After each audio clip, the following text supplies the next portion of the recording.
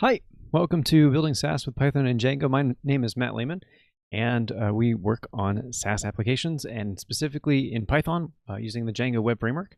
Tonight we're going to do something a little different. I've been working on my homeschool application and I worked on some changes over the week, and I think that the changes are worth making an open source project about. So we're actually going to try something different and see if we can extract the application into some other area. I'm realizing now that my video is all frozen. That's not cool. See if I can toggle that and get it back, because that's an awkward looking face.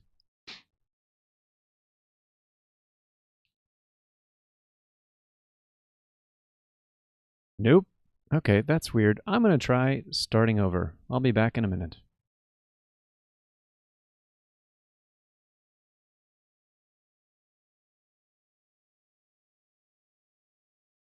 Am I back? I hope so. My video froze. That was weird. Well, I will let it run and get back to this. If you can see me and you can confirm. Oh, good. Thanks, John. Appreciate the confirmation. Let's try this again. So this is Building SaaS with Python and Django. My name is Matt Lehman, and we build Django apps on this stream. Tonight, as I was trying to say earlier, we're going to do something different. We're going to try to take out an open source package out of some code changes that I've made to my application. I'm going to talk through what it is that we're going to work on, and then we'll actually go through a whole process that I guess I won't be showing how to register with PyPI.org, but I'm going to attempt to try to show everything that I can. I've got some packages that I maintain, and we'll see how this goes. Actually, I don't think I've ever started a Django package from scratch, so we'll see the changes that are there. So let's talk about what is it that we're trying to change, and I guess I can. I don't know if I should walk through the whole commit, or just give broad brushstrokes. Let's just go with broad brushstrokes and get to the interesting stuff pretty quickly. I was working on a change to how I do authorization in my application. So in web applications, you've got authentication and authorization. So authentication is proving, there goes my video again, super weird. I'm not going to worry about that today. Authentication is proving that you are who you say you are. And then authorization is answering, what am I allowed to do? And so those are the pieces that you have to deal with when dealing with auth. And Django gives you some tools for dealing with authentication really easily, but kind of leaves you somewhat to your own devices when you're doing authorization stuff. Yeah, hold on, I'm going to at least make sure that my audio is still coming through. So even if, okay. So you can at least still hear me, even if my video is out today. Maybe I can even turn that off, because again, I look kind of goofy. Let's turn that off. All right, we're going audio only. Live edits, gotta love it. So we have, I've got a scheme in my app where I was, for every single page, having to specifically add authorization and always adding tests that ensured that my application was being honest and keep making sure that anybody who was trying to access a certain page was actually allowed to do that. And that relied on me being extra vigorous, or not vigorous, not the right word, rigorous, when I was making new Django views, because I'd had to be constantly aware that if I made a mistake, I could potentially expose somebody's data in the application. So what I really want is this. I want an authorization scheme, authorization, and sometimes authorization is shortened to auth-z, authorization. So I'll write that out in the comments. So you might see auth-z periodically. That's what I'm referring to. So I wanted an authorization scheme where the default was to be safe. So in other words, the default was to provide no access. So denied by default. That's what I'm going for. And the idea behind that is it forces me as a developer to explicitly grant the appropriate kind of authorization. And if I don't, then I never get my test to pass. I never even get started on the new feature. So this was a mode that that makes me gives me guarantees that I'm going to be safe.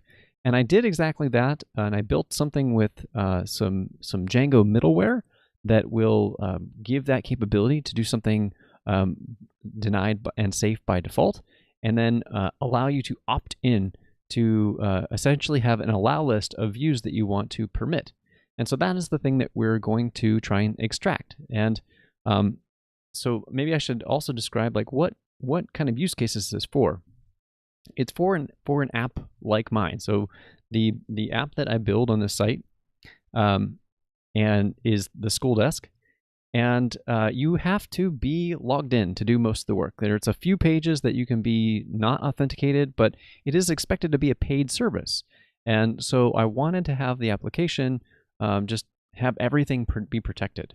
And so that's the kind of target audience that I'm after, is applications that are built in Django that need to have stuff be safe and protected by default, versus something more like a blog or a content management system where you're trying to show things off to the public explicitly. Let me read your comment here, John. See if it's what I got to say that.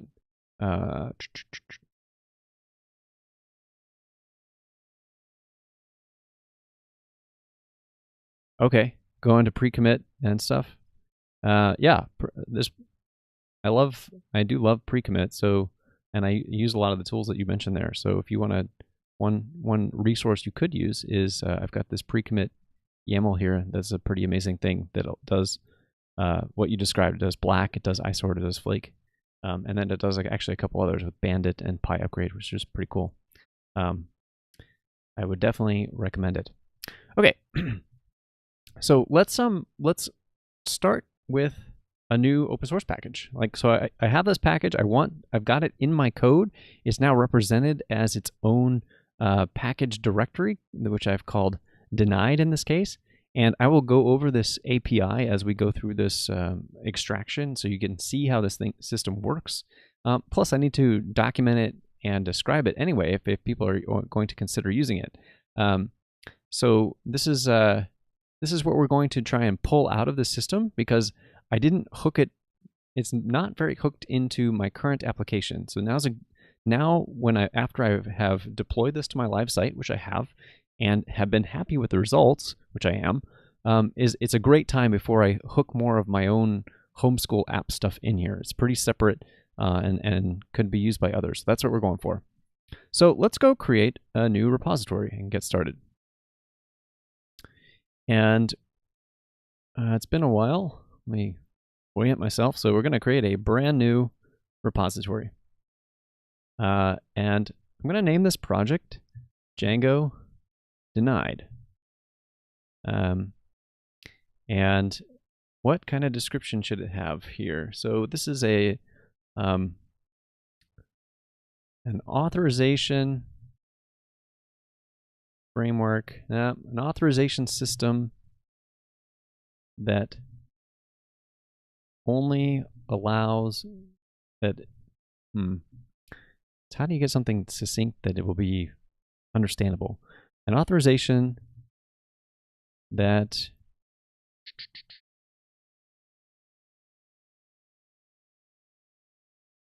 depends exclusively on allow lists. All right, maybe that's not the most clear thing. We can wordsmith that later and make it clearer. So this is going to be a public repository. I'm going to go ahead and add a README, which we'll use as the initial documentation for this project. I can, in the future, set up Sphinx or MKDocs or something like that, but we're not probably going to get that far tonight. I think just getting this out into a package that can be up and available on PyPI will be a bunch of the work, and then there's a bunch of cleanup after that. We do want a git ignore, because there's a bunch of files that we don't care about. We want Python to be that. And then we want to pick a license, and I always... there was a time where I cared about licenses, but I have mostly stopped. So let's just go with, I trust Adam Johnson. What did he pick for his license? MIT would be good. Yeah, MIT. Okay. I like permissive licenses. You can get a whole philosophical debate about what kind of license should you use. I lost interest in those kind of debates a long time ago. And it's not letting me create a repository, so why not? I didn't pick. I'm part of a bunch of groups, so I need to specify myself as the owner of this. So now we've got this new repository. It's going to be empty. It's a public repository. It's got a README. It's got a git ignore, and it's MIT licensed. Let's create it. All right, cool. So the next thing I want to do is clone this locally so we can start working on it. And I'm not anywhere close to where I normally am working for this stream. So let's go up to my projects directory and do a git clone and get our new repository going. I'm also, let's get out of the homeschool area for a little bit. Where did I write some changes? Okay. Apparently I made some changes here. I don't know. Get out of here. No. Okay. So what we want is django-denied. We want two directories open and available so I can go between them, because we're going to do some stuff from the command line and some stuff from the actual Vim setup. So we'll also go into this directory over here. And there's nothing in here, or very little so far. So it's time to set things up.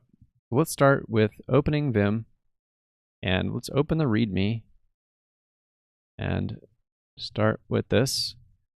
Now, immediately, I use Vim, and this is what I have to do with all my repositories, so we're just going to do it now, even though you probably don't care for your project.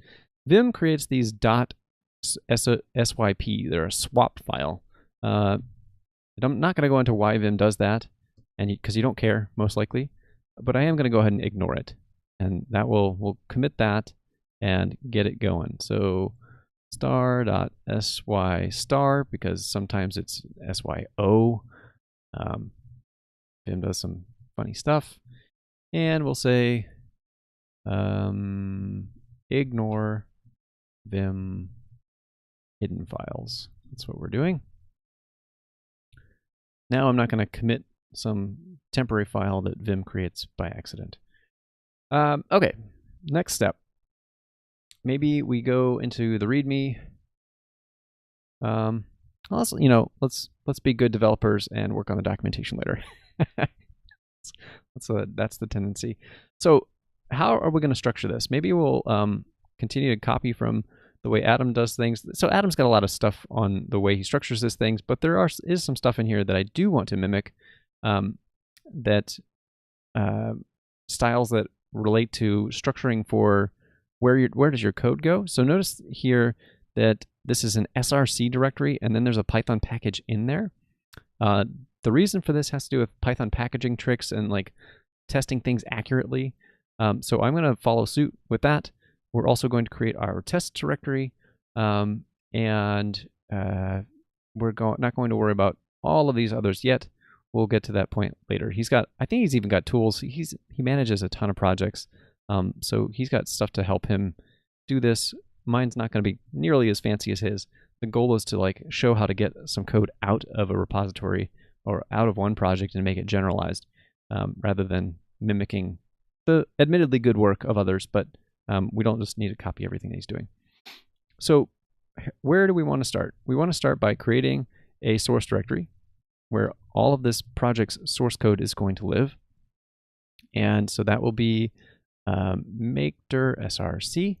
And then I want to do a recursive copy from my homeschool app. So we'll go into the homeschool repo, and then in there, we want the denied directory to live inside of the src directory.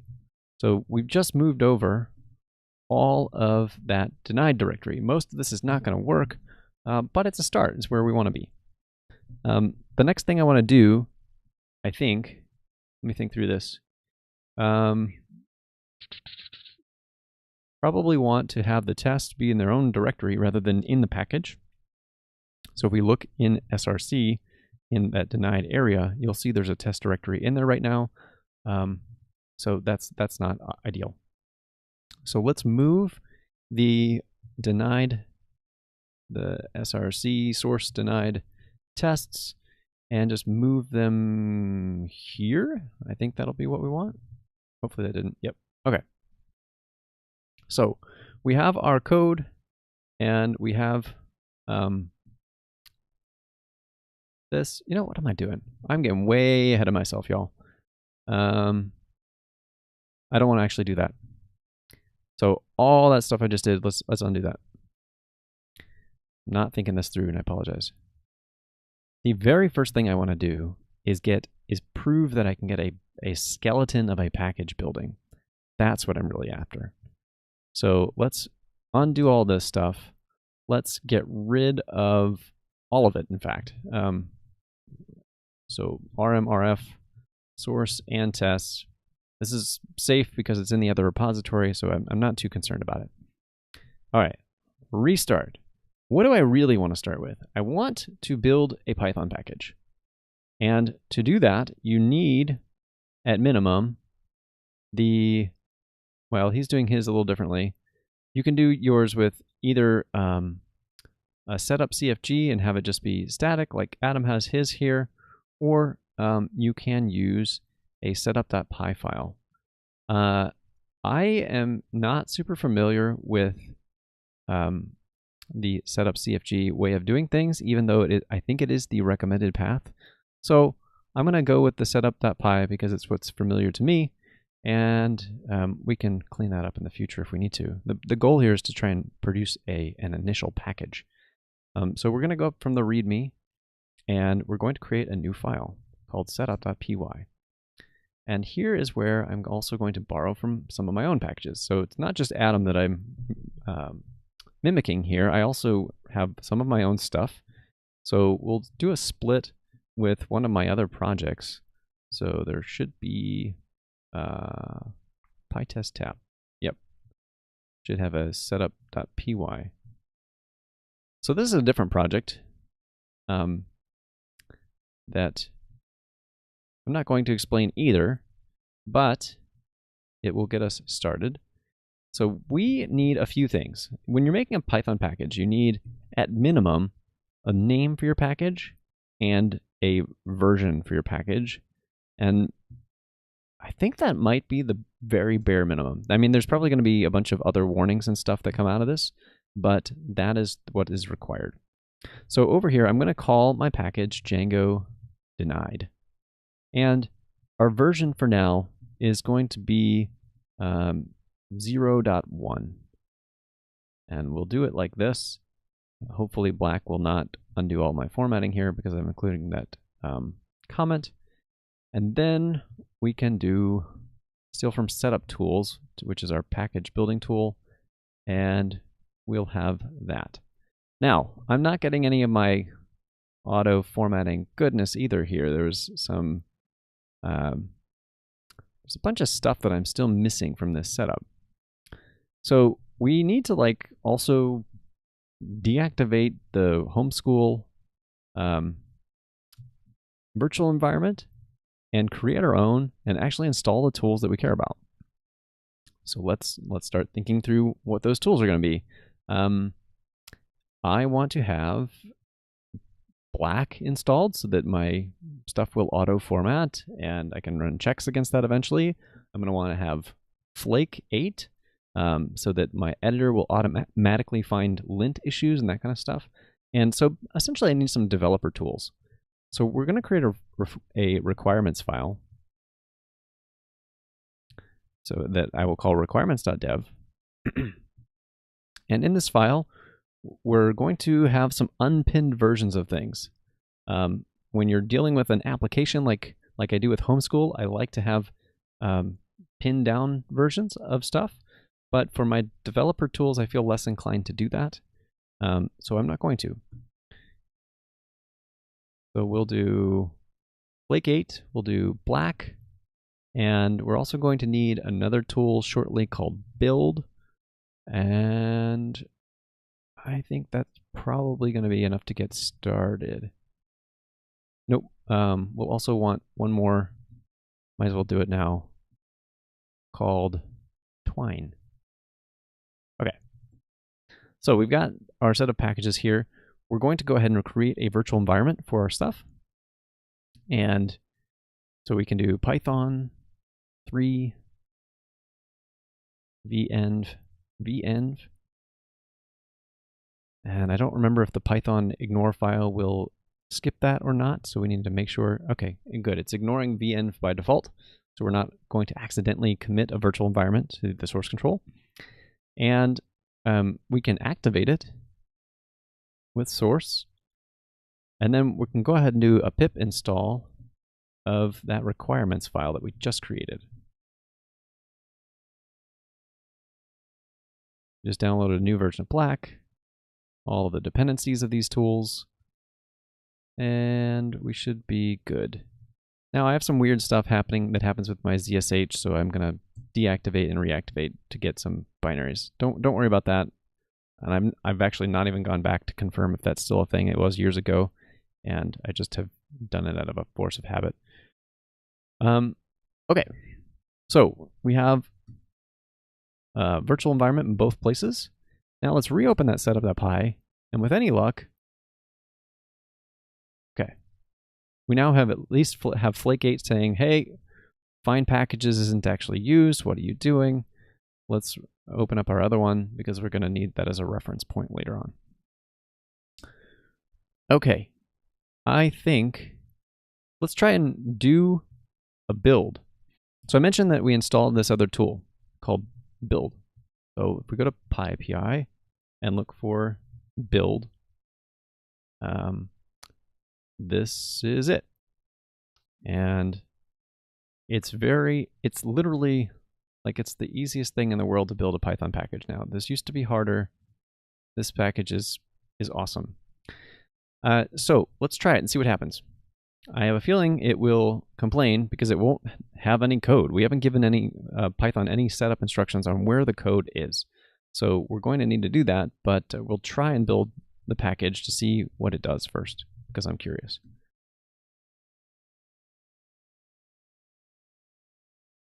So you can see it's attempting to create its own virtual environment to make sure everything's good.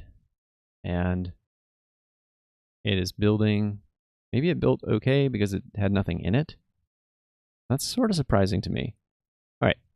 So you can see by default, builds two things. One is the what's called a source distribution, and then the other is called a wheel. A source distribution is like your straight up source code and all of the files that you can think of. Your wheel is more like a compiled version of your package. Really, for a pure Python package, that doesn't matter much. But if you were to build, anything that included like C extensions or code that needs to compile, then this is what you would benefit, or your users would benefit from, because it would be compiled for their platform. Not going to get too much into that, but that's what it is. So now if we do a list in ls, we'll see we have this new directory available to us. And because it's super common in Python projects, it's part of the git ignore, so we're never going to accidentally commit these built files. And I am really curious about, though, what is actually in one of those, because I didn't include any code. We were able to create this basically empty package, but I don't know what's in here. So let's do an extraction. So tar xzf django-denied on the tar gz file. And that creates this django-denied thing.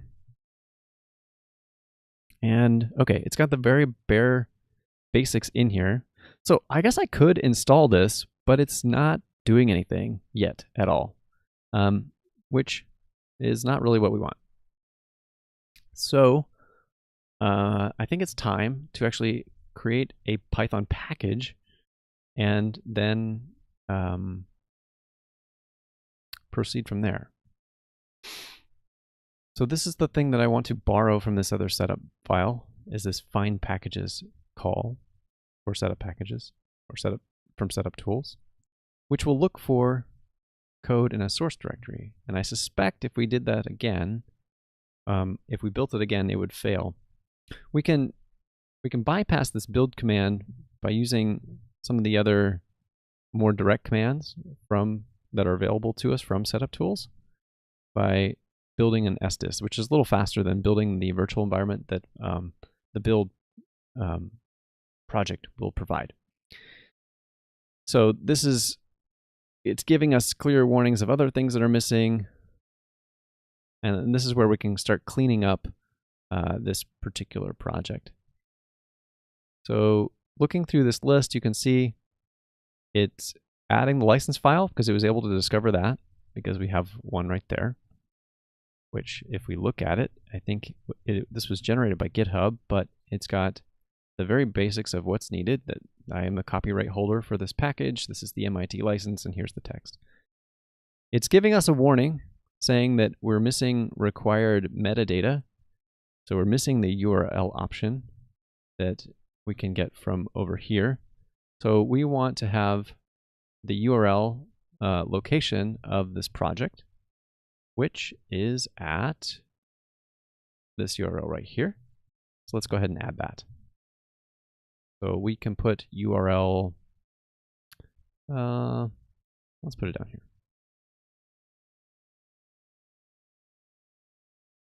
Okay, so this is where our code project is going to live. And then what else do we have? Oh, there was another warning, right?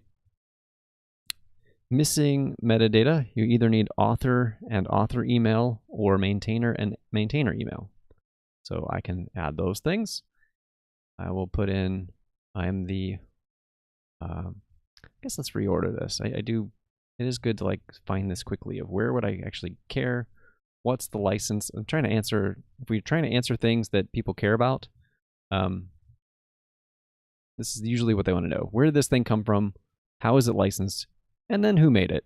And then like the rest of this stuff is less and less relevant. So I'm the author. My name is Matt Lehman. My email is an email address. So we've got those two things. And I think we probably want to include, if we don't include description and long description, then PyPI is going to be pretty sad when we actually do upload this package. So I want to say the description is what you see. If you go to PyPI and you're right here, this is the description. And it's what shows up in the search results as well. So this is what we want to have as the kind of tagline. So I gave it that kind of crummy name earlier, but maybe we can find a way to clean that up to something nicer. So let's say description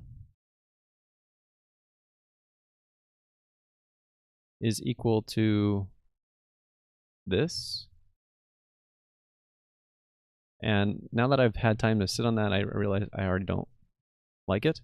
So let's say an authorization system based exclusively on allow lists. That tightens up the language a little bit.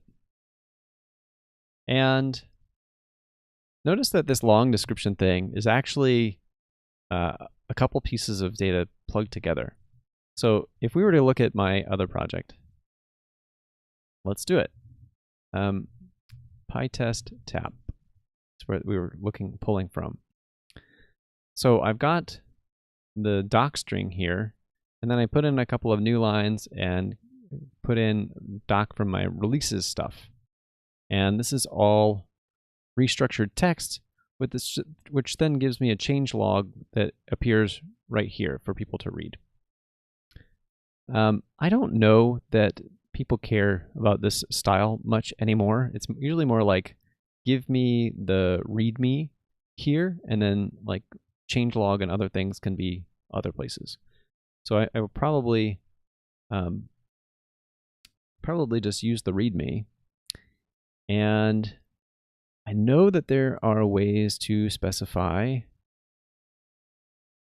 some of these other attributes being in different places now. So one of the features that has grown out of PyPI, which is the package index where all the packages live, is it can now parse markdown files, which it couldn't, it wasn't able to do that for a long time. So the standard that you kind of had to use if you wanted something interesting was to use restructured text, but I don't have that requirement anymore. So I think having a decent README file and then using that as the long description will go a long way. So I think that is might be where we can copy from what Adam did here. These options of long description and long description content type are part of setup tools now, I think. Yeah, setup.cfg. And I think what we need to do is pick a markdown extension and specify it like this. So I'm curious if we can move out a bunch of these pieces to setup.cfg, or if we delete it entirely. I'm not sure how to do the find packages. Maybe I should just be copying what he's doing. Let's see, how does he actually find his source code? The packager. All right, so there's some stuff going on here that I don't understand fully. But let's see if we can at least do this metadata part and then leave the rest alone for now. So let's go up and create a new file called setup.cfg. And in setup.cfg, there was a metadata which had a long description. And he had, yeah, it was, this is all like new syntax to me. So I'm going to use the same readme, but I'm going to say readme.md because that's what my readme is. That's not, I'm not using restructured text, I'm using Markdown. The other thing I need to do, though, is I need to specify the type. So that was text XRST. So we need to look up this. What are the other acceptable options? I suspect it's text x-md, but I don't know that for certain.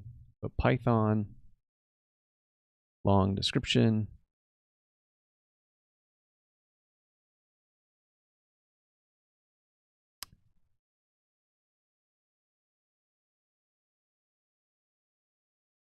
Oh, text markdown. Okay. Yeah, I would have gotten that wrong.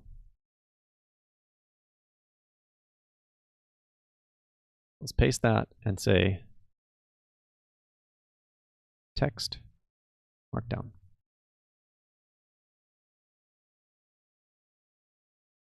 Okay. I am hoping that that these two things will blend together and play nicely and not be one or the other. Let's figure it out. So I want to try and remove the dist directory and create a new source distribution. So it still found the license file. It says we're missing. So this might be a sign that it preferred the CFG file instead of using what I gave it. Well, phooey. Did I say I did save the other one, right?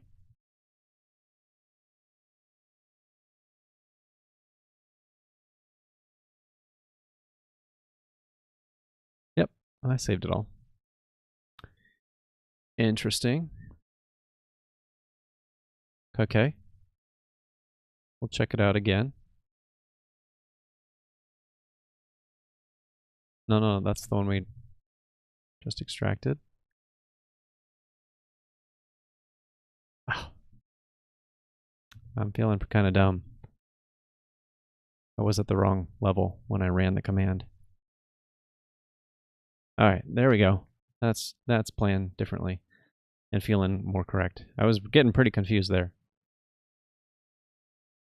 So I think we built something valid. And let's put a little bit more in the README.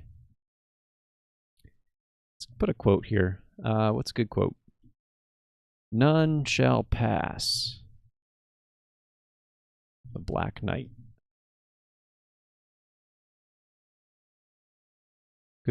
Good classic Monty Python reference there.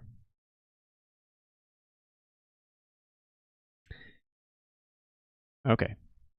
Add minimal package information. Now that we have this, let's clean out the dist directory again. Make sure it's completely gone. We've got, and then we can do that, the Python m build thing again. So this will build the very first version of this application package, but the package isn't going to do anything. In fact, it's still missing one basic element, so I think I want to do one more thing before I commit this. I want to put a basic package that I could import. So let's go over to,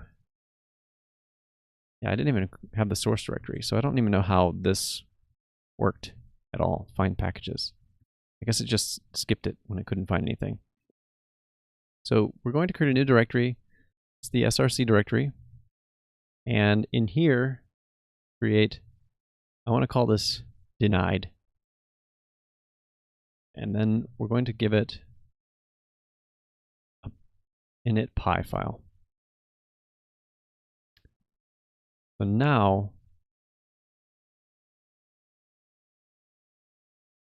that should do what we want. Add initial package. Let's remove the dist directory again and try building again. This time we can go in and inspect that built stuff and see that there should be an actual Python package in there. An empty one, but still a Python package. Oh, what happened? Package directory denied does not exist? What?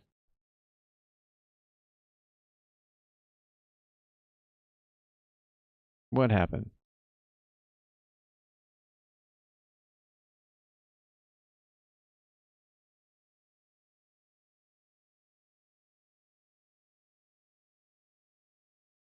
Find packages where source is the root directory. Okay. Package directory denied does not exist. Well, that seems kind of weird because it definitely does exist. It's totally right there. And it's even weirder to me because it didn't start complaining until I created the thing. So that's super strange. Let's find out what Google thinks about this.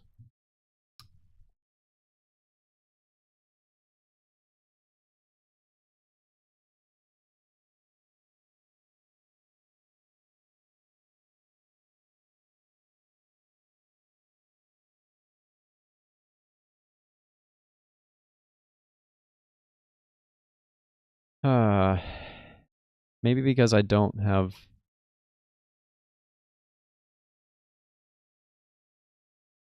well,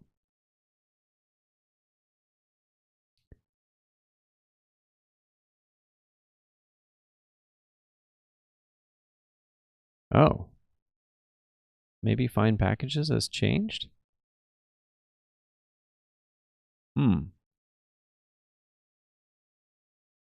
Because my other package where I was copying this from definitely has that setup. Like here's the setup, here's the src, here's the other package. Okay. Let's see if we can just take it out. What's it gonna do?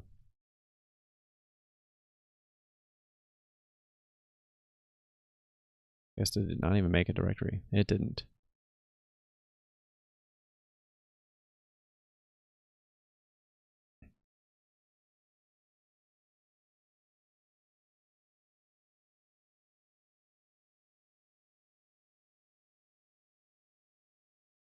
Well, that's weird. Did not anticipate that working when the other one... Okay, whatever. So now if we look in the dist directory, we have our packages again. And I'm going to untar the tarball again. And if we look in here now,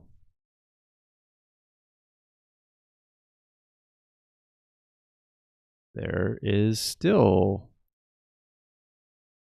no Python code. What in the world? Why is that not there?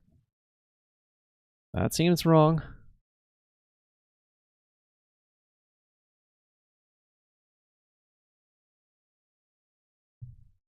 Maybe because it's empty? Somehow, like, setup tools like optimized that and realized it was nothing? That's strange, though.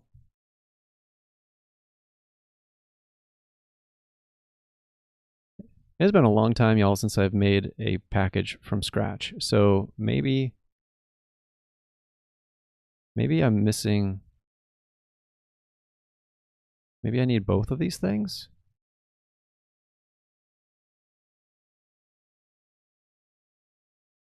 Maybe I was missing this package dir. I don't even remember what that would do, though. All right, let's try that.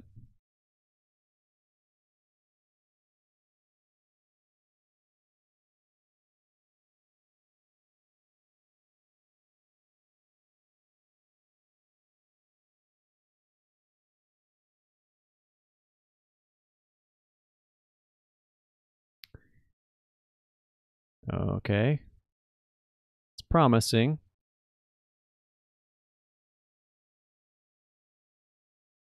See more files showing up here. Copying. Yeah, that looks a lot more promising. Must have been the package dir option, which I don't remember what it does. tar xzf.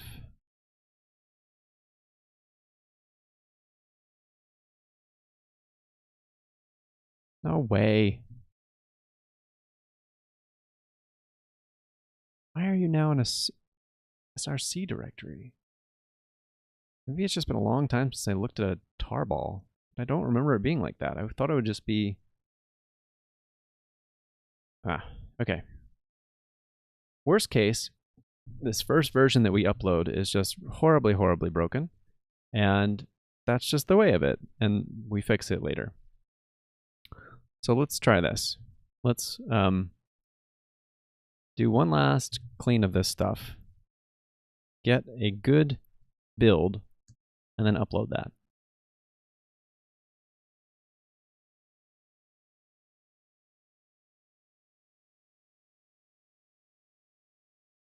So the way we're going to do the actual upload is with a tool called Twine. Twine is... I can't tell you why it's named Twine. Maybe I can. This is about putting packages on the Python package index. And Python has this long, strange history with the Monty Python group. And the original name of the package index was the Cheese Shop, after a classic Monty Python sketch about a cheese shop that sells no cheese. And in fact, that's the creative name behind a wheel. So the wheel reference here on these things that you build is actually a reference to a wheel of cheese. And so maybe twine is referring to twine that sometimes gets wrapped around cheese when it's packaged and moved around. I don't know. Kind of making some educated guesses, but that's my best guess. Anyway, to work with twine, you have a twine command, and so we need to run twine upload, and then use the dist command and hit star. So this thing, basically, try to upload everything that you can to PyPI. Now, what I can't show you here is that I have some PyPI credentials already in place. I've stored them on my computer, and there are other ways to do this, but you can get some credentials. Nope, I don't want to show all of those. So there's this PIRC file. I cannot list that file because it's got credentials and stuff in it, but you can go read how to do that. So if you create an account on PyPI.org because you want to upload a package of your own, that is what you would use. So we're going to do twine upload and then say dist star. And assuming nobody has taken this package name in the last 24 hours since I checked on PyPI, I will be the proud new owner of the Django-denied package on PyPI. And it appears that's still the case. So we can see now it's possible to pip install Django-denied at 0.1, and it's got our description. I get clearly it did the markdown correctly because we've got our markdown file content is presented here. And I think we're kind of ready to start actually working on the code parts of this. But the basics are here. In fact, now that they are here, let's prove it. So I should be able to go to the interpreter and try and do import denied, and nothing will happen because there's no module here. And that's good because that was part of this point of the source directory. They didn't want you accidentally being able to import stuff when you're testing.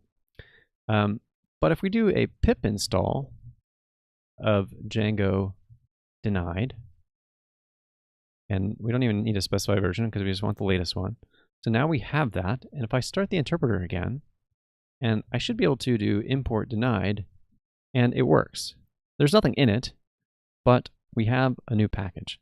So that's the process. I kind of took a roundabout way of getting there, but that's the process of getting a package up on the package index.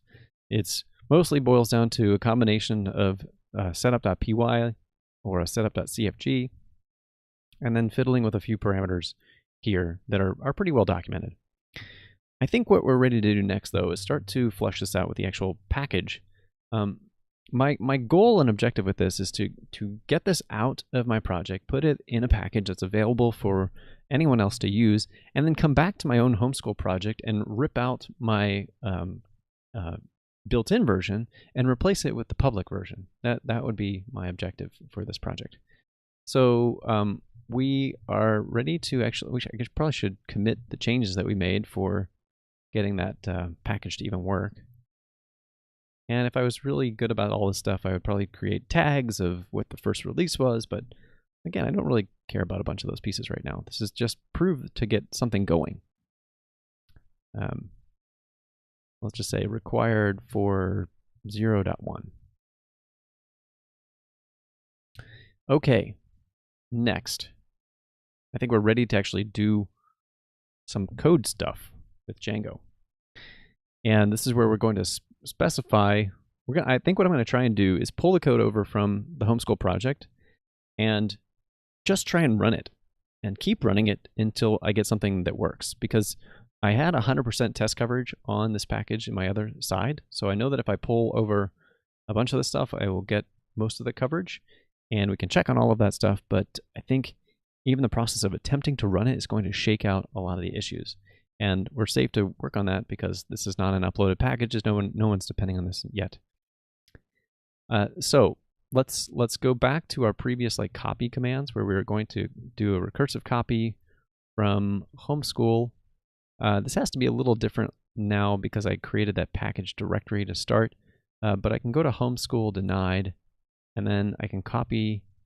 Probably need to do a star copy in here, and then do this. No. There we go. Okay.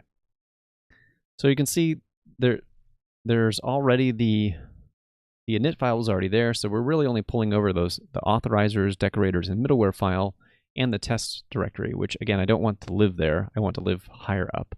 So we want test source denied tests to be in the current directory. Okay. So I'm going to commit this as is with making no changes to this because this is the baseline that we want to operate from. So direct pull of denied system from homeschool app.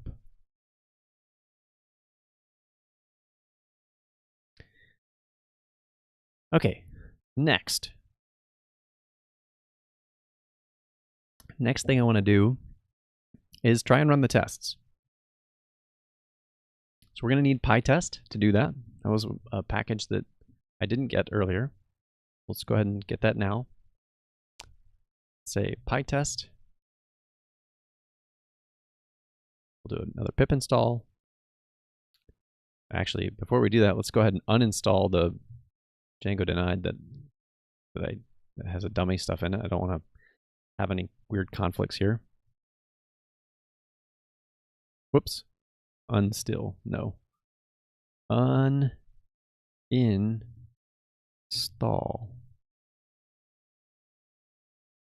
Yeah.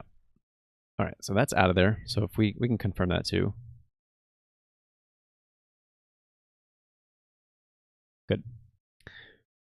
And then we can do a pip install of the requirements files, which should pull in PyTest now. And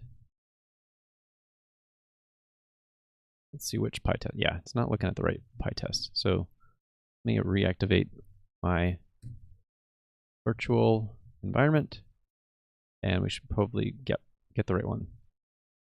So if I try writing PyTest, let's see what happens. Okay, predictable, but this is where we have to go here. So part of this is when I'm doing some local testing, I need to have all of the packages that this project itself is going to depend on, and we didn't specify any of those in our setup file. If we return to the setup file, we can go, again, I'm going to bring up that other pairing file because it has a lot of the terms that I need. But what we're looking for is this install requires. Install requires says, hey, here are the packages that I depend upon. And we minimally need to say that we depend upon Django. We can get more exact about the precise versions of Django later, but I'm going to go with this for now. And then the other thing that we need to do, so we haven't given any hint though for my local system to say, you're going to install whatever's related to this project. So I kind of need to say, install the package that you're working on locally. And so the one way to do that, and actually I want to confirm if I did it the same way over here. Yeah. So there's this -e dot, which is a way to do an editable install, and it will make it possible to do testing against this and install any dependencies of your project right from wherever you're working. So now that I've added that -e, if we do the developer packages again, it's going to go look for the setup.py file that is in the current directory, that's what the dot meant, and put it in an editable install mode. And so it will try and install all of the requirements of the current local setup.py. And since we just added Django as one of the install requirements, it will pull that in. So there's Django and all of its requirements. Okay, so now if we run PyTest again, we're going to get a different error. We're now running into the fact that I have this is all configured for homeschool, so none of those things are right. We got to fix those, but we're a little closer. We got past the Django import problem.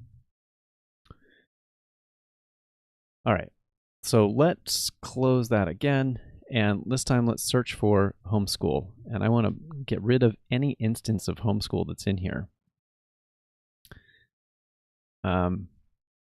This path is not going to be correct. Oh, phooey. We'll come back to that. We can get rid of it for now, but it's, yeah, that's still not going to work. So let's, yeah, I'm going to try and just do a bulk replace on all of these for now. And then we can fix them later. Okay. So that changed all of that stuff to not include homeschool, but it just creates other problems that we're going to keep working through. All right. So now we've got an import error. It says we can't import test case from test because that makes sense because test is a module that only exists in my homeschool app. And so there's no test case. So no surprise there. I don't know that I even want to use test case. I'm trying to think. Let's go through this and see if there's stuff that I used that we need. So I used the request factory, but then I created a request factory directly from Django. So I wasn't actually using the base test case class there. I was using it for, well, not in this file, but I think it's enough that we can just get rid of this stuff. Or make it just a regular test case file that PyTest will understand. Let's drop that import there, and we'll keep marching along until we get to the next failure. So if we go to the test decorators, same thing. We want to get rid of test case. We want to get rid of this. And there will be some nice benefits that I can show you all when we're actually to that point, but we're not there yet. Those are the only two test case in this file. And then the middleware.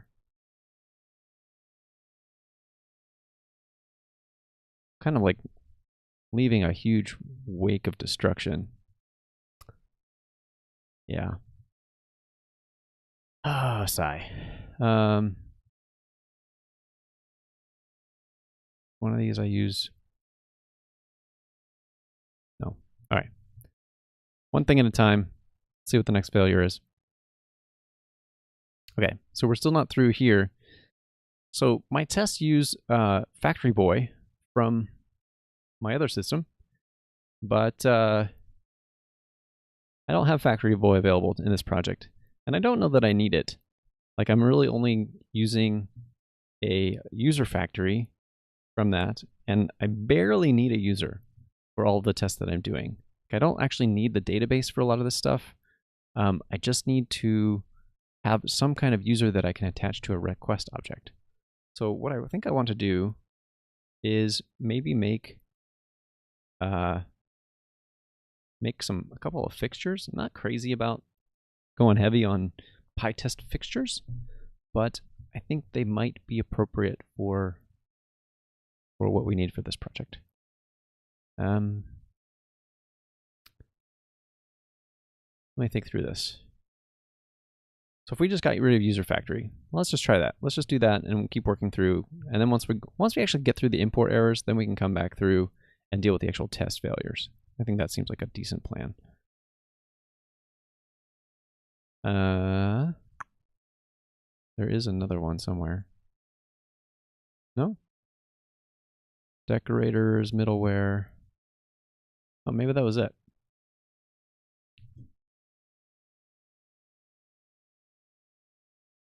All right, got through the import errors. Now we're on a different set of problems. Requested setting, installed apps, but settings are not configured. Okay, so here's a real challenge that this is one of the areas where creating a Python package is fascinating to me, because Django expects to be working in the context of a Django project, right? And I'm not working on a Django project. I'm working on something for a Django project, but it is not a project in and of itself. So there is a interesting scenario of how do you actually convince Django that it has a set of settings that are good enough. And this is where maybe I'll go try and poke at what did Adam do, or what did some of the other projects do that are out there, because he's got to have an answer for this stuff. So there's a hint right there. He's got a settings module. And I bet that he has pulled in the bare minimum that's required here.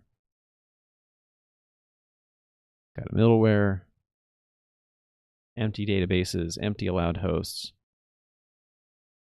Okay. Interesting, Adam. Let's see how he's using it.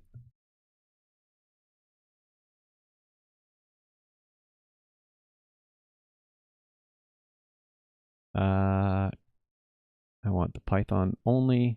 I want test code.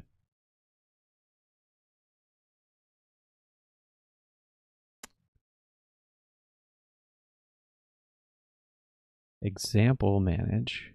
Oh, there's an example settings. Is he using PyTest Django? Maybe he is.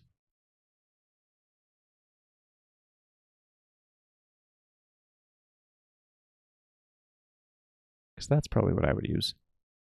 So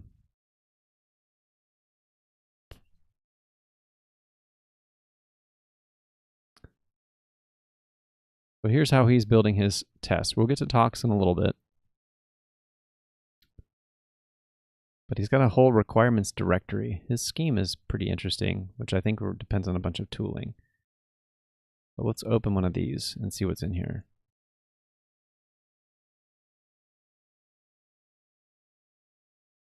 PyTest. Yep, PyTest Django. I think that's the key. Okay. So we're going to need PyTest Django, I'm pretty sure. And that's going to go in a talks configuration, I believe. PyTest Django expects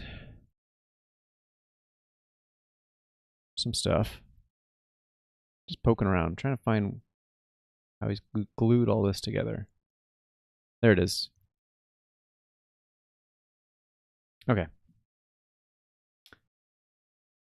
It's a lot. If you've never, I mean, this is not a common thing, I guess, to build custom Django packages. So maybe this is a problem that's unique to some people.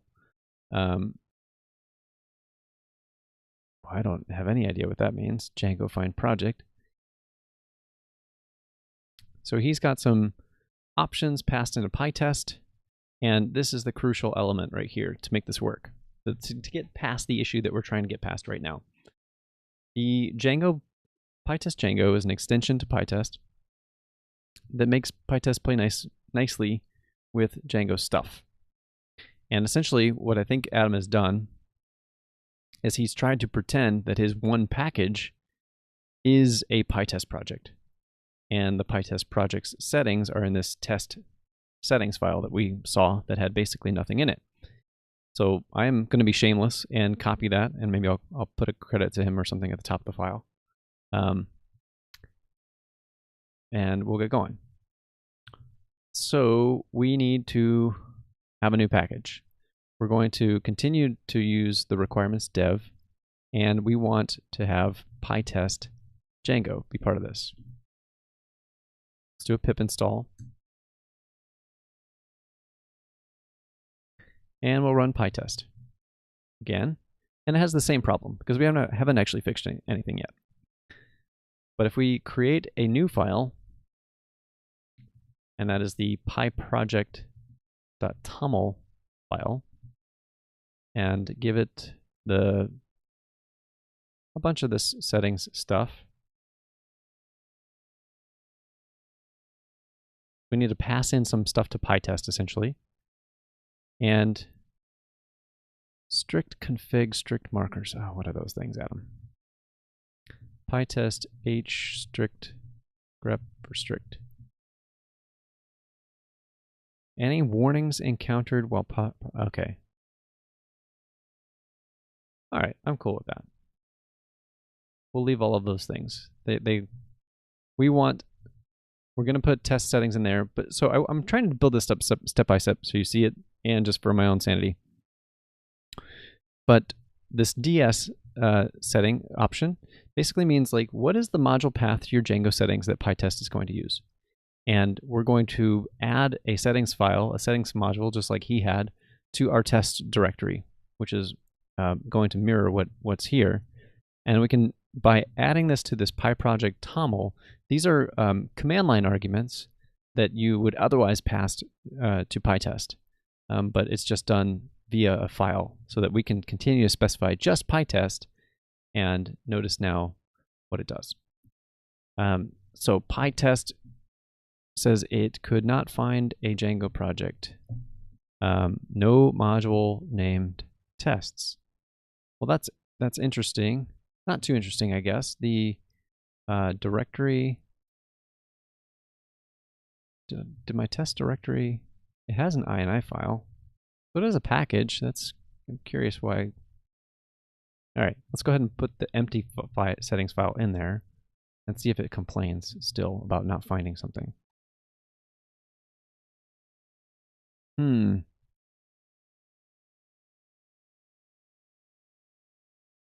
Okay. What's going on? There must be some more magic here that I'm not seeing. Ooh. Okay.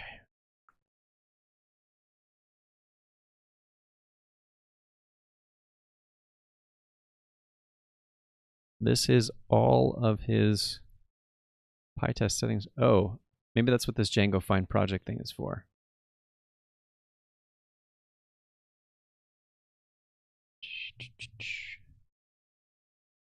That would explain some stuff. Nope, wrong one.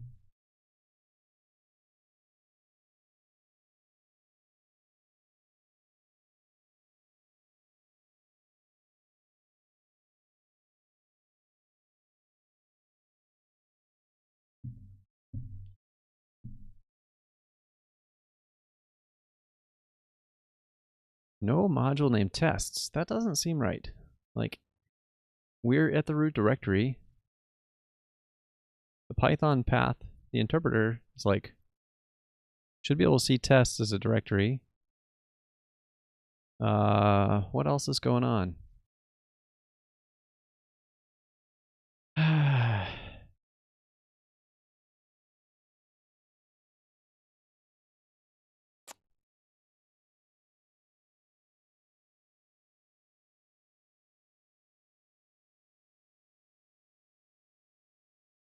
So that was the PyProject toml. What was in talks?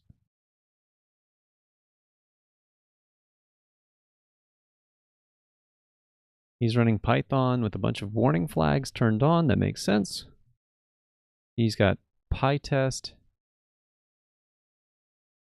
Oh, PyTest tests? No.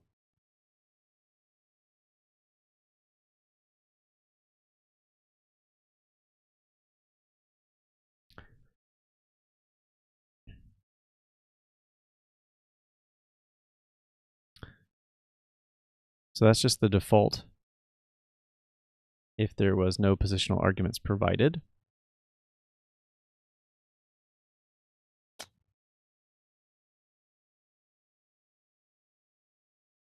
PyTest dev mode, I think, has to do with bytecode and stuff. Huh.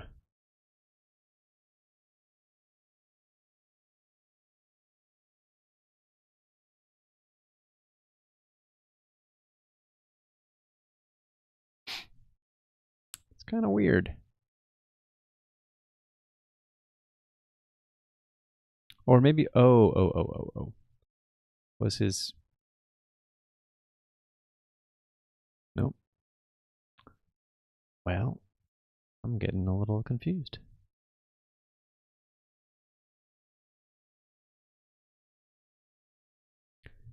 Because if I'm here, I should be able to import tests.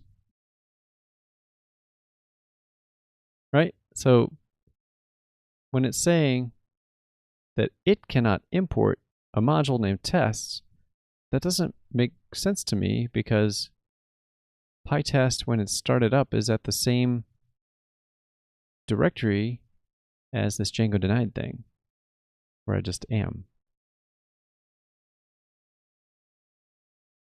So I'm pretty confused by that. But clearly it's happening somewhere deep down in PyTest Django in this plugin.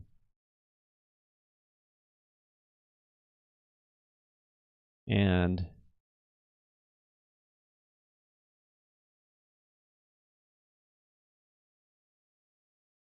huh.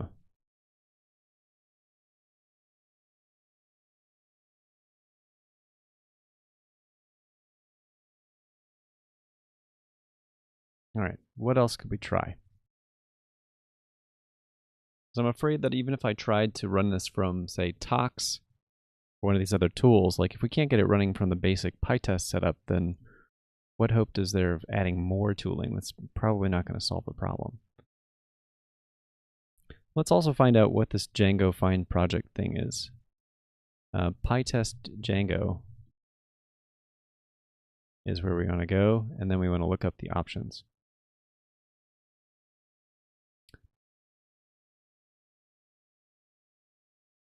So here you can say Django settings module is the same way as using the --ds.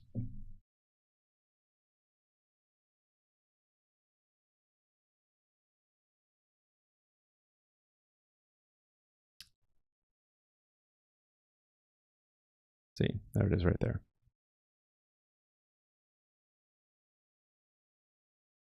What's this Django find project thing? I gotta believe this is coming from this package.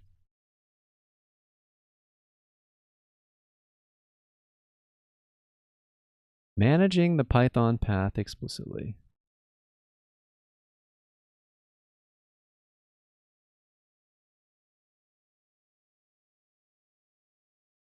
Okay. We've made it editable. PyTest Python path option. It's kind of not my favorite.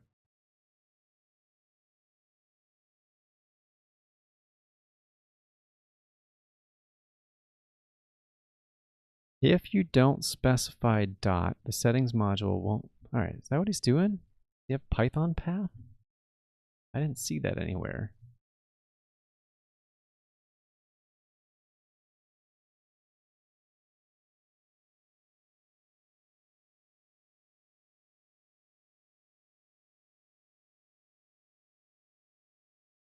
No.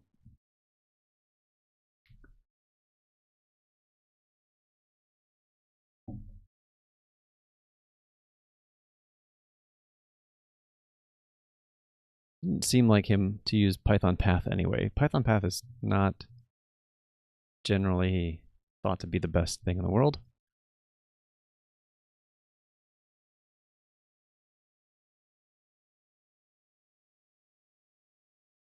But I mean, look at this thing. Like, this looks pretty close to what we have for the project layout that we have. We have a project. That's the root of this directory. Instead of using pytest.ini, we're using pyproject.toml and a tools block, but that's definitely working. We got confirmation of that by seeing the ds thing work. We've got our denied package that has its code in it, which is inside of an src directory. And then we have a test directory with an init file, and it's got an empty settings file in it right now, but it's also got our tests. So this seems like it would work. I'm going to follow their advice for a moment, maybe to my regret later, and try and add in these settings just to see what would happen.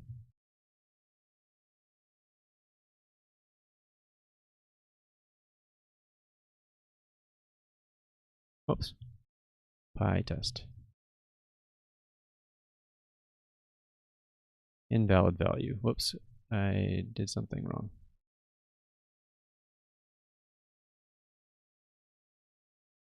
Is it this one?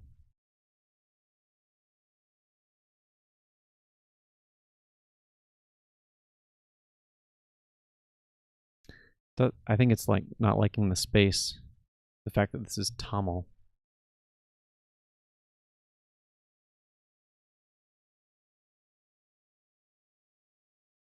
Maybe.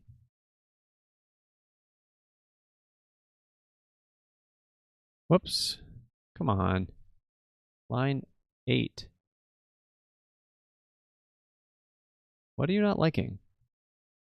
It has a dot?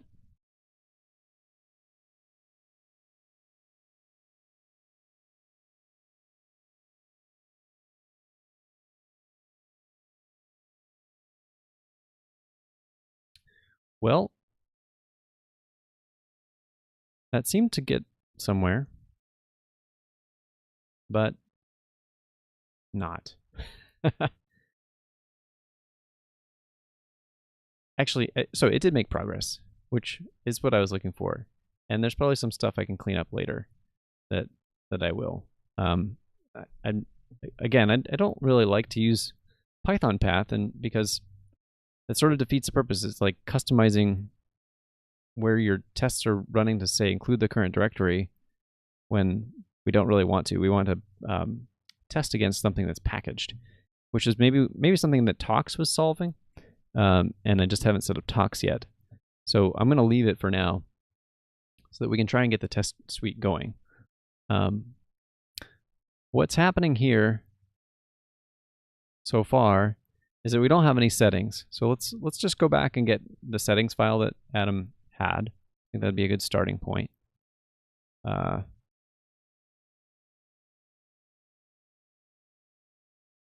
Sure, he's got more thought in here than I have considered. Well, let's do this.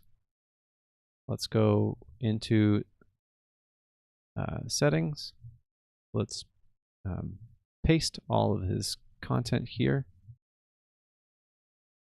Now there's where it will be different. Mine is not going to be an app. There's nothing here that is going to use Django models or anything. So it's really just a Python package that happens to use Python API. So I'm going to leave that empty. But there is an app that we do need, actually. So I'm not going to leave that empty. Instead, what my app does depend upon is it needs to have access to the test anyway. They need to have access to the anonymous user. And now that I'm saying that out loud, maybe they don't. Okay. Anonymous user. The only part that I really care about in this system is it's something that looks like an anonymous user. And in Django specifically, an anonymous user is something that has an attribute called is authenticated. So user is authenticated equal to false.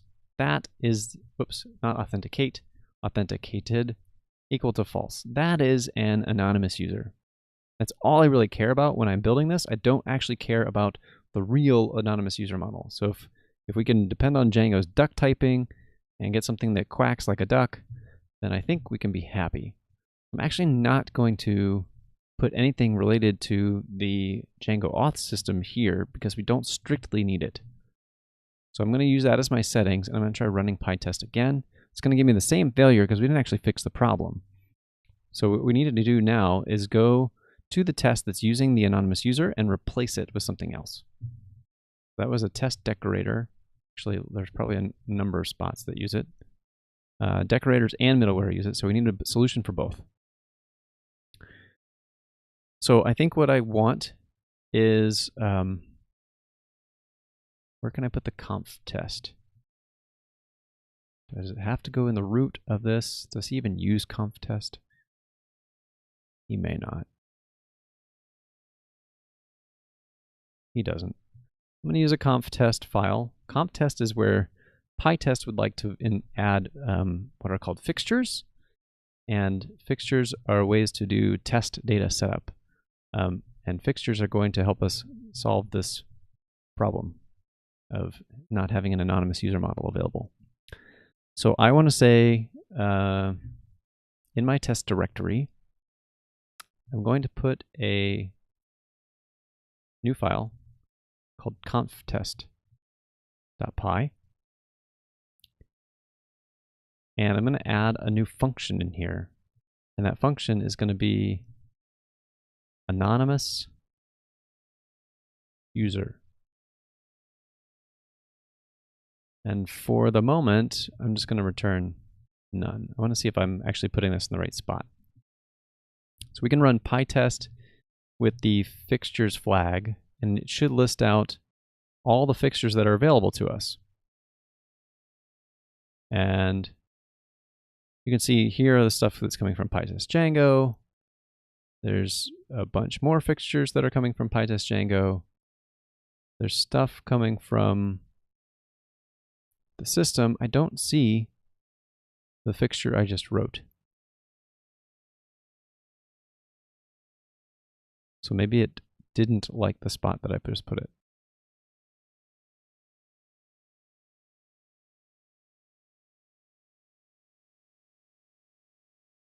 Or maybe it didn't include it. All right, but let's try moving it. Let's say move tests conf test to the current directory. And now we should have something in the root. We do.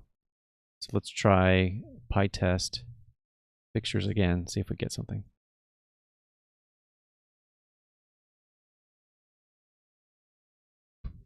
Well, what's going on? Why is it not including my fixture? Oh, because I'm being dumb. Being super dumb. To make a fixture, it's not just defining a function. That by itself is not what constitutes a fixture. You have to declare something a fixture. So stop being silly, Matt, and do this right. So let's actually, I want to try and keep it in the lower directory because I don't really like having this conf test file that high up. So let's move it back there. We need to import PyTest and then add a decorator, PyTest.fixture. Now, with any luck, we've got a local fixture. There it is. There's no doc string, so it doesn't declare what it does. Make an anonymous user. Not a mouse, nope. Anonymous user. And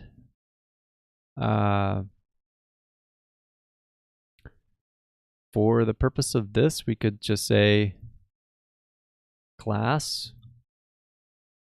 It's not going to hurt to have this be very explicit and just have a class level attribute. It doesn't even need to be an instance attribute. And say is authenticated equal to false. And then from here, we want to return an instance of an anonymous user. Okay, so let's go back to our test where we had the use of anonymous user and see if we can get it out of there. We're going to start by deleting that and then looking for where else anonymous user is used here. So what I want to do instead of invoking it here is use the fixture and say anonymous user. And this is part why people have mixed feelings about fixtures, because this is now kind of at a distance stuff. Like, how did that anonymous user get in there? It's a dependency injection technique, and it created something somewhere else, but it's just kind of available here. This package is going to be small though, and I don't expect my number of fixtures to go crazy. There will be a small number of needs that I have. In fact, I'll probably end up refactoring this a little bit to have an anonymous request, because I don't even need to, well, all I really care about in this test is having a request that's appropriate. And so I could replace this setup stuff right here with one fixture that creates all of that with some more work. So I think that's the fix that will get rid of anonymous user.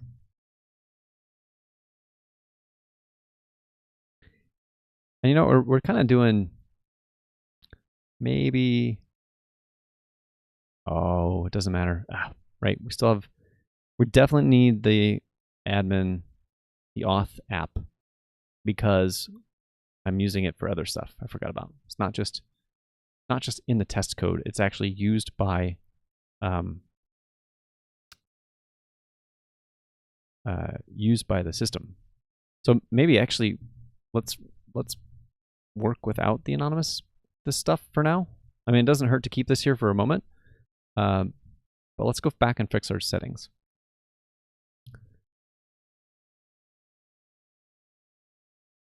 So instead, let's say we want to bring in the app that makes this available. So we'll add Django contrib auth. And now we shouldn't get, I hope we will not get this error, because we've added the auth app. Oh, boo. Django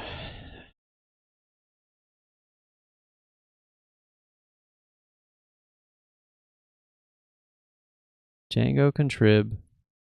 So auth depends on more stuff that we have also not declared. This is where there's a bunch of layers here that are kind of hidden when they're buried in the homeschool app, that are not made evident until I bring them out. And it's clear that auth is using the content type system, so we need to pull in that. So let's see, like if I look at homeschool project settings, and we can come down to here, you can see that auth and content types are in this list. I'm going to steal this line because I think they're both needed.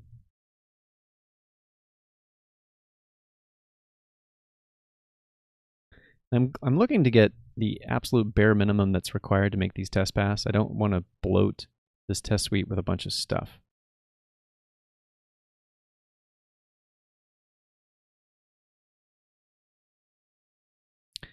Interesting. We don't have a root URL conf.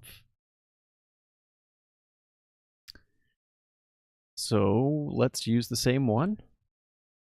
That I don't know why he didn't include that in here. Maybe he has some cleverness that he's doing.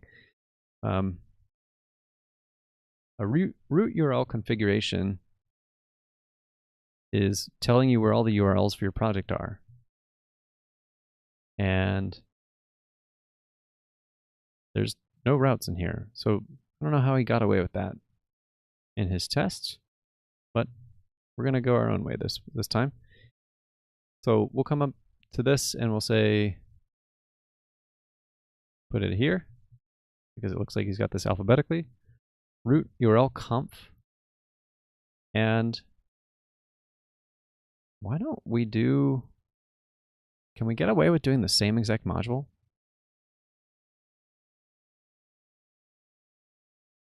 Will that work? It might not.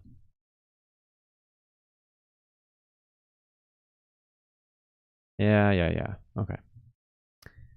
That's what I thought might happen. So let's put in a URL patterns of an empty list.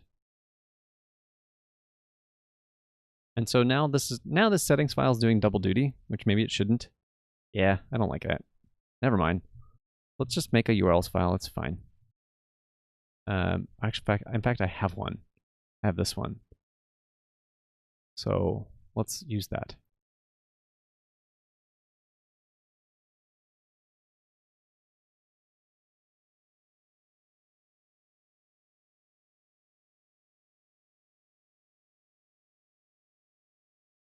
Okay, cool. Progress.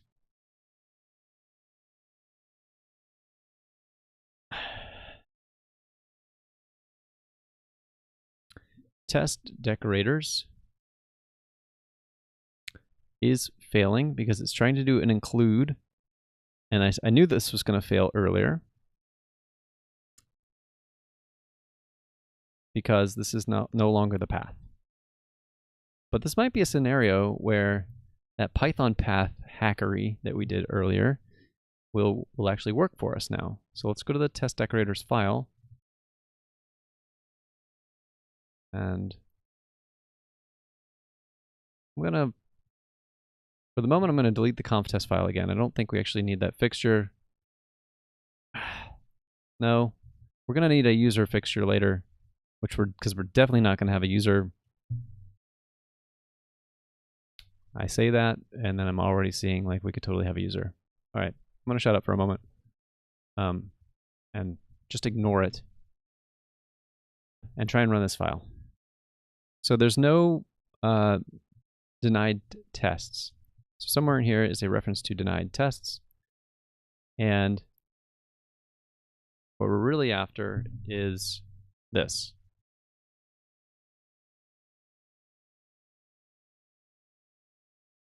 And this also tried to do an include on this, so that failed. What line's failing? Come on. Maybe there's another one. Oh, it's probably, this one's including a nested one. So we need to come over here, and we need to get rid of denied right there.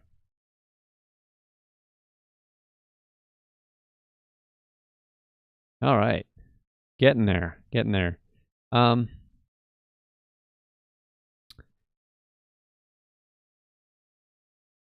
Okay. Here is where I might have made an assumption that was invalid about a general project. And that assumption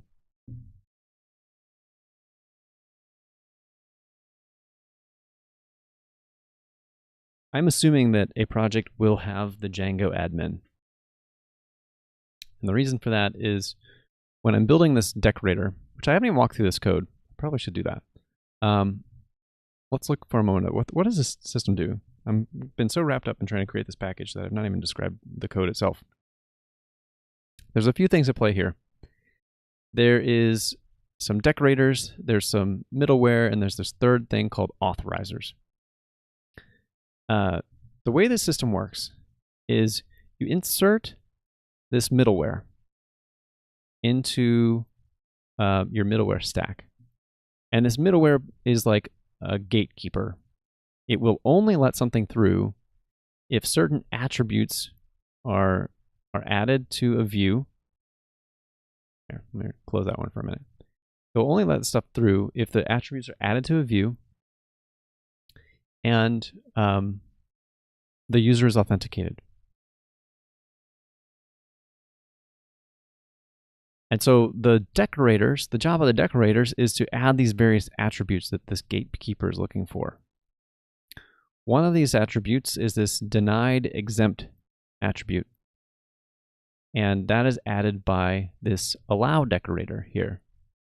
So this is like the escape hatch that says, I'm going to let you pass through this authorization gate. And the reason that this has to exist is third-party packages are a thing. So like the admin, you want to not block on some piece of middleware. You want to let that through. And you want to assume, in that case, you have to assume that the admin is doing its job adequately of doing authentication and authorization checking.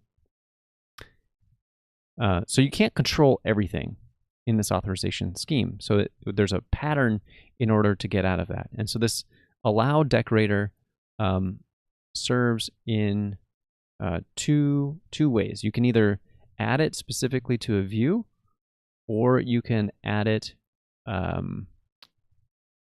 to anything that is included. So let's go back to my homeschool project itself. And I've committed this code so I can show you a clear example here. So if we look at the We go into the app and look at the core for a minute. And look at the views file. At the top of this page, there are a bunch of views that I just want to go through.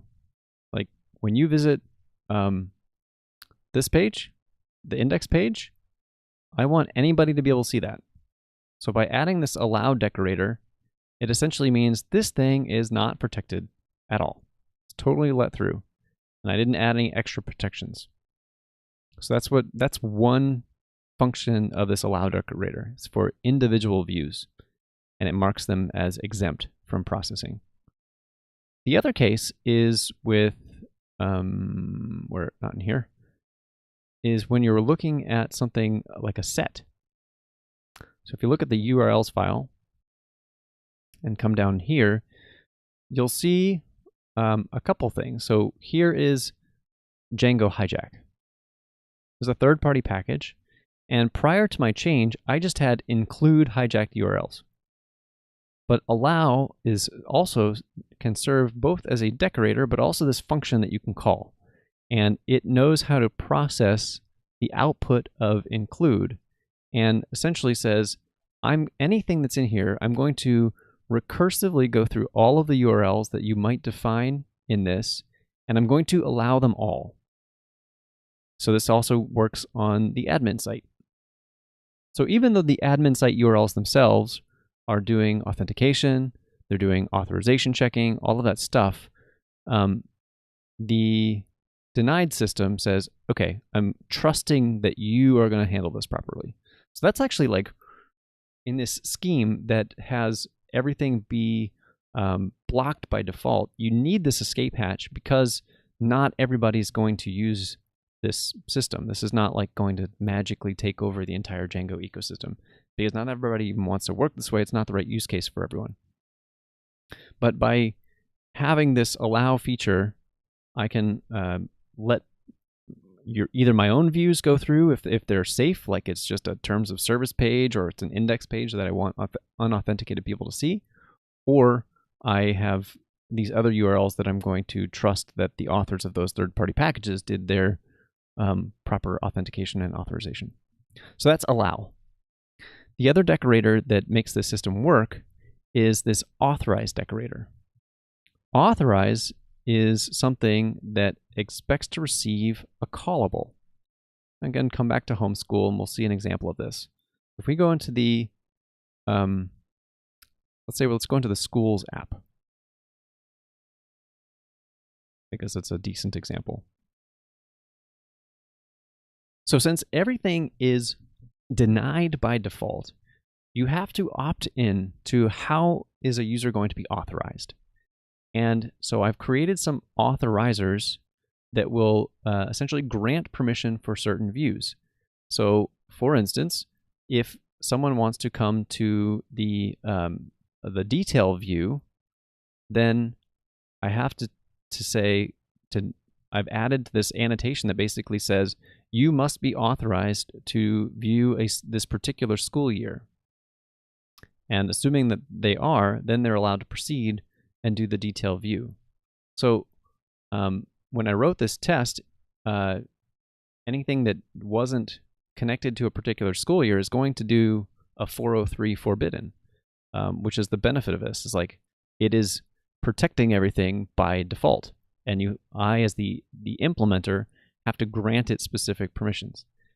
And if we take a look, so that's the whole scheme. And this is actually, it's on a class-based view, so maybe let's see an example that looks like a function-based view that might be a little nicer or clearer. So let's look at, say, reports. I think there's a bunch of function-based views in here. So here's some stuff. I can say this office dashboard. It's a way for me to do some checking on my PDFs. Only staff are authorized. So I authorize staff. And then if we get down to a bundle, so a bundle is going to be passed a private primary key, and it's only a particular school year, only if you have access. So we'll see how this authorizer works in a second, but is saying you must be authorized for this particular school year in order to run this get bundle page. And then if we come down a little farther, we get to a report.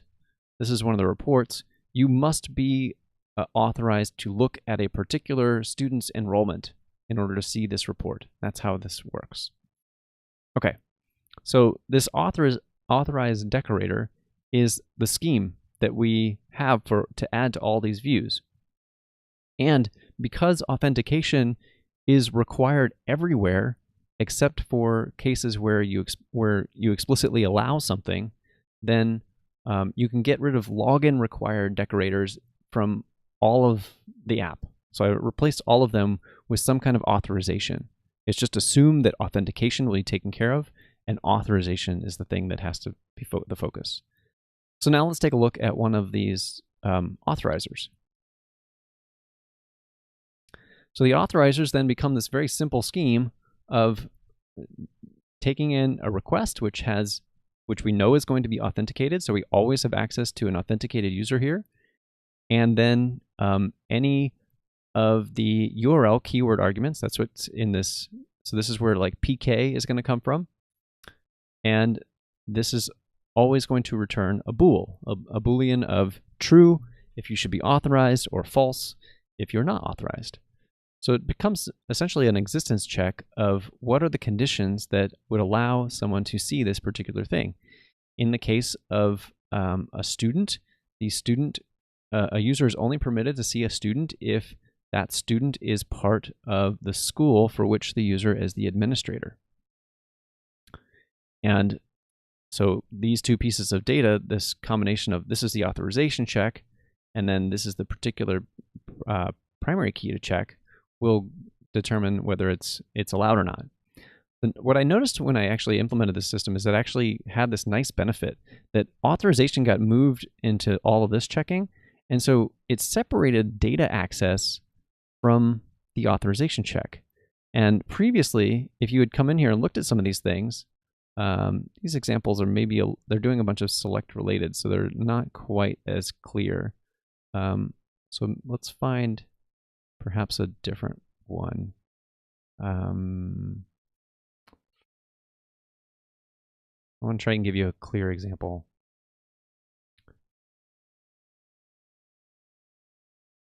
Well, you can kind of see it on some of the class-based views. So let's look at the detail view. Since the authorization checks of courses are actually one of these ones that was a little harder.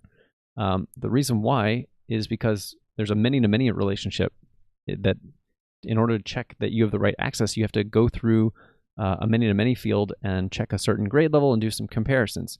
So this course authorization is actually a few lines. It's not a lot of lines, but it's still a couple of different models that are involved, and it gets a little complicated. And previously, I was having to do that as part of the data fetch of all of these views. So here, you can see I've been able to simplify this down to query set, where it's just pulling all objects and pulling the data that it cares about to prefetch. Before, I had to write a get query set method. Essentially, I was jamming the authorization code and the data fetching code together in one query set. And that is admittedly slightly more efficient. The authorizer doesn't exist one extra database query lookup, but it was a trade-off of it made all of these views a lot simpler. It's very clear of the data that I'm trying to pull now. The data description is here, and the authorization stuff is elsewhere. So that was a benefit that I saw out of the scheme that I really liked about this, and I think it makes this a worthwhile system to have. So that's my whole motivation for trying to create this package for people that have this use case like I do, where stuff needs to all be protected, and then you need to do access controls essentially on different models. Okay, so that was all of that. That's how this whole scheme works. So it's not actually a lot of code to make all that go. And I think I guess that gets us back to our test. And to finish it off, I included a couple of authorizers that I think will be so common that I'm including them in the package itself. So if this is like an escape hatch to say we want to let anybody in, and then maybe do some advanced authorization checking in a view, or you just don't care. Like as long as someone's authenticated, they can check out a page. That's what this is for. And then this one, as you can see, is for someone who is in a staff role. All right, let's return to this test file now that we have all of that context done. So, I remember. Okay, this is where we were. So I made an assumption that everybody is going to use the Django admin for this. And the reason I had to do that is if we look at the middleware, I ran across, as I was building this, a case that I had failed to consider. And that's what do you do if you're logged in, logged out? In that case, you get redirected to login. But since this is middleware, if you're redirected to login and you're logged out, if I didn't have this section right here, this and request path not in login URLs, then what happens is you end up in an infinite redirect loop until your browser finally gives up and says, "Hey, this is broken." So I had to add this check to say, "All right, are you in one of the login URLs?" And I made an assumption that you're going to either use the default login URL or you're going to have the Django admin and have its admin URL here. But as we just saw in this test run, that admin is not a registered namespace, so that's not necessarily a valid assumption. I can document it to be one, and maybe I will as a first version, so that I don't have to create a bunch of extra settings on round one of getting this package out there. So I think what I'm going to do instead is come back to my settings file. Let's return to that settings file. And in here, or actually, no, not the settings file. Let's go to the URLs file. And since this is our root, we can say, what is it going to be? From Django contrib import admin. And then do path. I don't recommend naming your admin like this, but I'm going to for this. And then admin site URLs, as I believe what's needed there, and that will be the default. The default name of that will be admin. So I'm just going to make some assumptions that that's the kind of scenario people are coming from. And if I do that, no installed app with label admin. Oh, come on. Really? Didn't I do... Oh, I did auth. Not admin. Right? Yeah.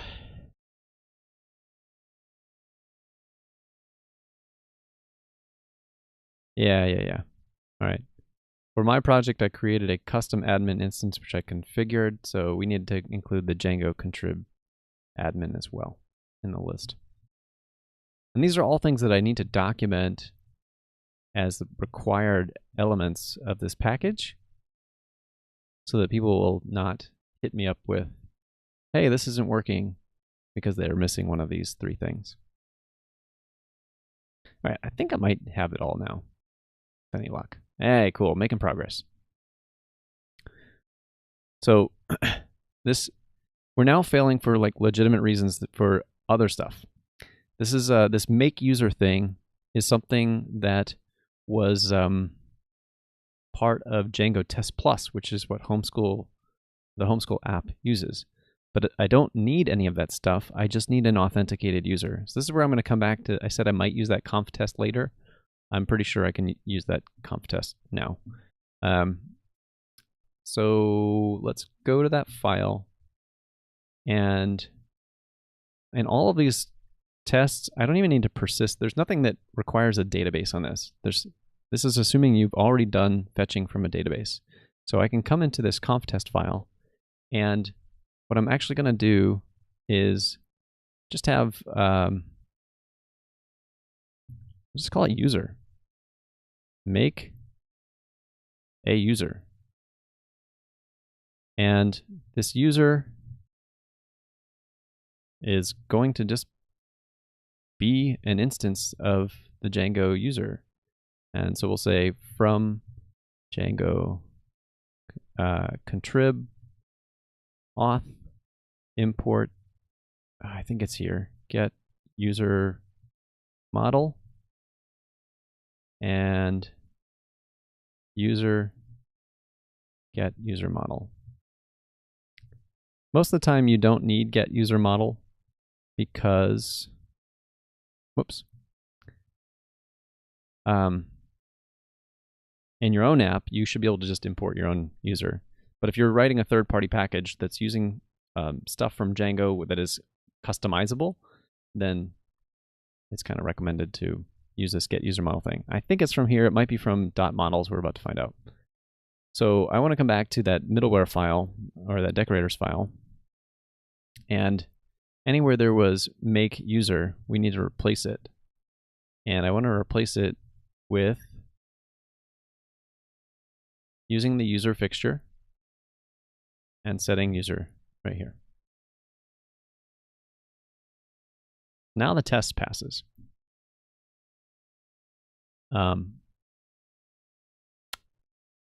And we could probably go one further here, because this is what we're really after. The intent with this is an authenticated request. That's what we're really saying. And then this is an unauthenticated request. This is where I think a little bit of fixture usage would be a good thing. So let's delete this anonymous user stuff. We don't need that. So let's do a couple more bits of cleanup that should really simplify this test and actually allow us to get rid of this request factory too. So back in fixture land, maybe this might be where we need to end it this evening, because I don't know that I'll get far enough to get this all the way up there, but maybe we continue next time, or I might work on this offline. I've got vacation coming up, so I don't know that I'll be streaming next week. Anyway, we want an authenticated request. The reason we're making one this way is because we're not going through the Django client. Just testing middleware, so I don't need the whole client. I don't want to set up an entire chain. So we're going to make a new fixture. Again, we need to add PyTest fixture. And then make a request with an authenticated user. All right, and then we want to bring in two other fixtures. So we want to bring in our own user fixture, which we just created, and then we want to bring in one other fixture, and that's the request factory. So PyTest Django includes some fixtures that is basically just like this over here. It is creating a request factory instance that we can use. And so I'm going to take this stuff that's here, I'm going to copy it over here, outdent it, and then return the request. And then we're going to ditch self. And so that should be our authenticated request. Now, if we come up to this and we say authenticated request and get rid of that and change request to authenticated request, the test should be the same and passes. Super fast too. Nice. Noticing, okay, let's do one little thing.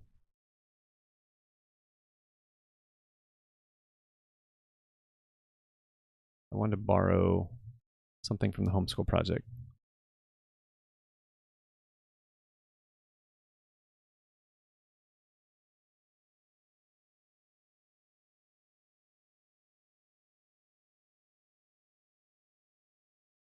My editor is complaining to me that the line is too long, and that's because it doesn't know what line length I want to use. So Flake 8 is the tool that's complaining, and it needs to be told how long my line is. And that this number matches up with what with what Black wants to use by default, which is what I have. So I'm just bringing that over. Okay, so we've got a test working,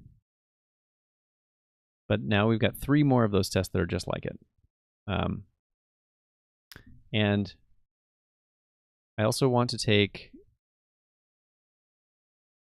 and make an unauthenticated request. Make a request with an unauthenticated user. So this is going to be an anonymous user. And so we'll say from Django contrib auth models import anonymous user.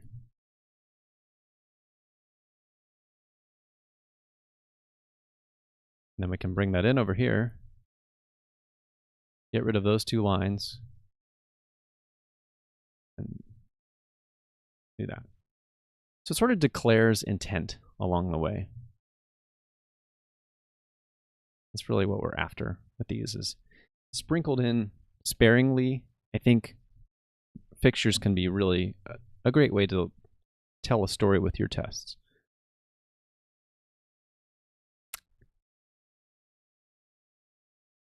All right. So what's left? Another make user here. We'll delete those. I'm going to complain that we don't have that, so we need to put in an authenticated request here.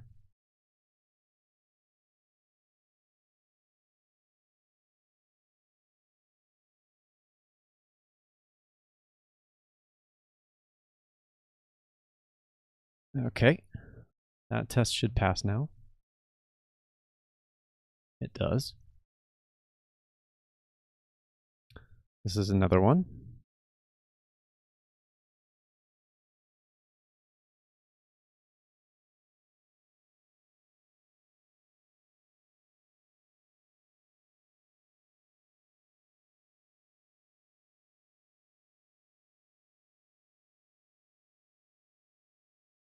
Okay. And then I think this is the last one.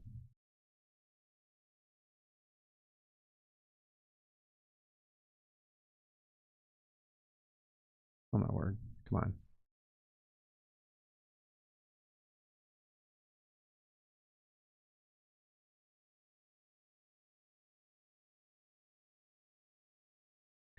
Okay. Now our whole file runs 6 tests in 0.07 of a second. That's pretty awesome. And we don't have any more use for these request factories. We can ditch both of those. And that allows us to drop the request factory from this file.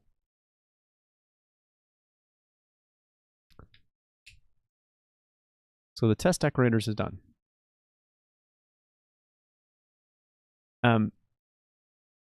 I think that's a good place to stop for the evening. So I will take a quick look at this. We did a bunch of stuff to get all that stuff working. Let's do a quick review on that. And we will finish there. We set up PyTest options, brought in some, let's do one cleanup over there, PyProject. Don't actually think this is redundant. This is a redundant setting because we have the -ds. Let's just confirm that. Decorators file still passes, which is what we have at this time, so that's good.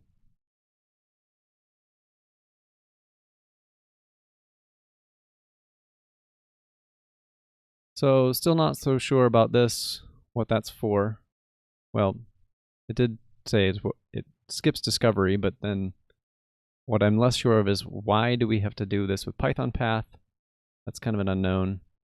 Maybe I will leave that as a comment. This is a TOML file, so I think this is the comment syntax. Why? So to do. Why do we need Python path? How can we get rid of this?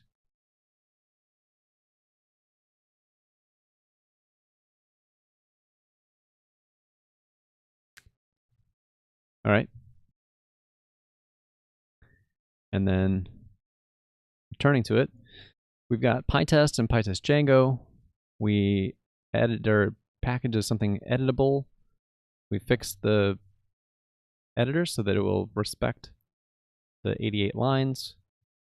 We added Django as a requirement to the package itself, and added a couple of fixtures that will make our tests easier. We borrowed a settings file from Adam, so I'm going to give him credit. I think I don't know if I'm required to do that by the license. I can never remember, but I don't hate licenses so much that I'm not going to give credit to people. So heavily inspired by the test settings in Django HTMX.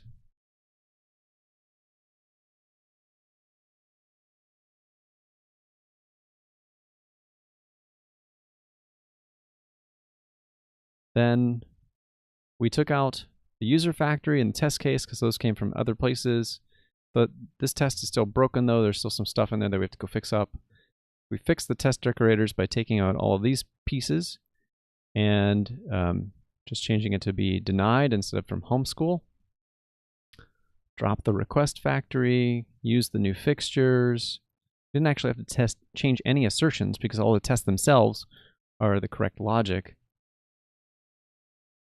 So we have all that, kind of clean that up. And that's the nature of what I'll have to do after the stream. Let's go through the remaining tests and polish them up. And then we added the admin site. So let's actually go back to the README for a moment and say what else we need. We want what? To do document required Django apps. See test settings for list.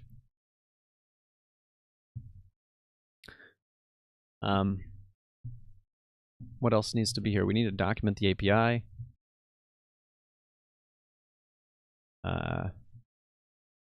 Provide install instructions. These are just common things you find in any package. Oh my, a contributing guide would be cool if people find bugs, which I assume they would.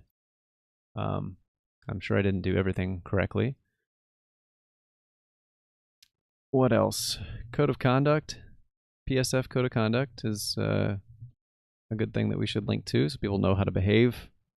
Or at least if they misbehave, I can say, get out of here because you're not adhering to the code of conduct that I'm wanting to enforce. Oh man, there is CI. We need to set up GitHub Actions. There is code coverage. That's part of CI. Maybe coveralls if we want to do reporting on code coverage. I don't know that I care. We need to set up talks and possibly test against multiple versions of Python and Django.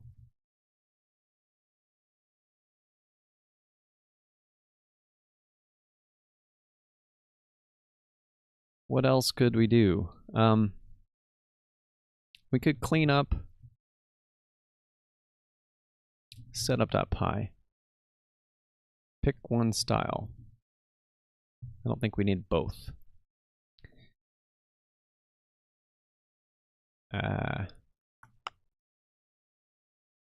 That's probably a pretty good list. As I come up with more, I will add more.